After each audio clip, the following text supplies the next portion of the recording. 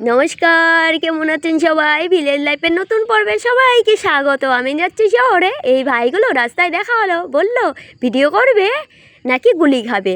আমি ওদের গুলি খাওয়ার ভয়ে একটু ভিডিওই করে নিলাম। ওই পাশে রয়েছে আমাদের রিক্কি, সবাই চেনেন রিক্কিকে, তাই না? তো অটোর সামনে চলে এলাম, দেখলাম ড্রাইভার দাদা এখানে নেই। তারপর খুঁজতে খুঁজতে এই দোকানে এলাম। এই দিদি এই দোকানটি চালায়। তারপর ড্রাইভার দাদা দেখছি চা খাচ্ছে, আমাকেও বিস্কুট দিল। তারপর চলে এলো, যাবে এবার। তো উঠে পড়বো অটোতে, চলে যাব শহরে।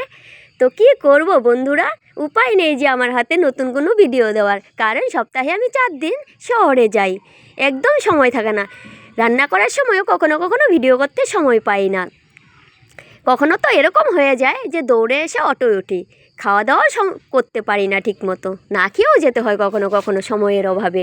উপায় নেই, তাই এই সুন্দর প্রকৃতি দেখাতে দেখাতেই যাই, আজও কিছু করার উপায় নেই।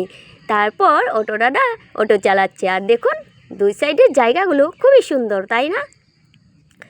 তো অনেকটা কাছাকাছি চলে এসেছি, এবার নেমে পড়তে হবে। তারপর নেমে পড়লাম, তো ভাড়া দিয়ে চলে যাচ্ছে। দেখুন আকাশটা কি সুন্দর, কি অপূর্ব লাগছে, তাই না? এদিক দিয়ে 20 মিনিট হাঁটতে হবে, তারপর পেয়ে যাব আমার সেই স্বপ্নের জায়গাটি। চলে এলাম, কিন্তু 1 ঘন্টা আগে এসে পড়েছি। এই গাছের তলায় বসে বসে সময় কাটাবো 1 ঘন্টা। ওই বাড়িটিতে মনে হয় বিয়ে। তারপর চলে এলাম ক্লাসরুমে, স্যার এখনও আসেনি। তারপর ক্লাস শেষ করে চলে যাচ্ছি অটোর দিকে। তো দেখি কতক্ষণে ছাড়ে, জানি না কতক্ষণ বসতে হবে। তো অন্য গ্রামের অটো যাচ্ছে, আমাকে বলছে চলো, পরের অটো আসতে অনেকটা দেরি হবে। কিন্তু এই অটোতে যাচ্ছি, বাড়ি থেকে 3 কিলোমিটার দূরে নামতে হবে।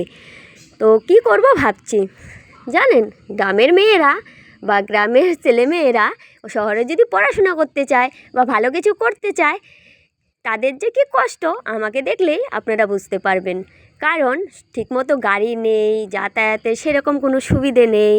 যা কষ্ট করে আসা যাওয়া করি বলে বোঝাতে পারবো না। দেখুন দুই সাইডের ক্ষেতগুলো পাকা ধানে ভরে আছে, সন্ধে হলেই হাতি চলে আসে, তাই আরও তাড়াতাড়ি যেতে হয়। জানেন, আমরা খুব গ্রামে থাকি, তো অনেকটা ভিতর, শহর থেকে 17 কিলোমিটার ভিতরে আসতে হয়। দেখুন এসে পড়েছি, তো নেমে পড়লাম।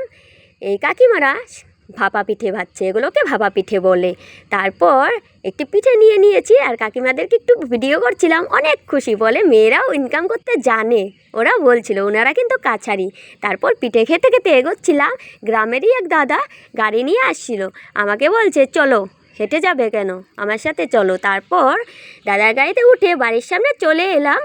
তো আজ এ পর্যন্ত, টাটা, কথা হবে আবার নতুন পর্বে। ততক্ষণ সবাই খুব ভালো থাকবেন, সুস্থ থাকবেন, এগিয়ে যেতে সাহায্য করবেন।